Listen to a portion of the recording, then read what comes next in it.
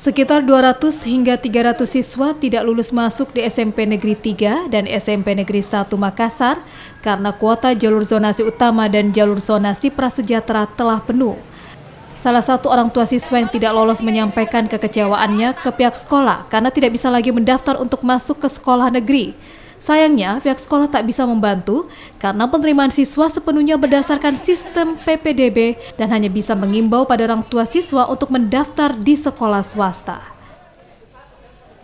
Atau seperti apa? Lulus. Jarak rumah tak berapa ya? 1000 meter. Berapa sekolah kita tempat yang mendaftar? Dua. Dua-duanya ada yang lolos atau bagaimana? Nggak lolos. Ada mungkin sudah. Misalnya kayaknya di swasta mi? Swasta mami. Tapi kalau ada kemungkinan lain untuk masuk negeri masih mau dicoba kak? Kalau ada langkah yang baik, kenapa tidak? Banyak yang tidak lulus dikarenakan karena kuota terbatas, kemudian pendaftar yang banyak, sehingga banyak yang kasihan harus mencari alternatif sekolah lain.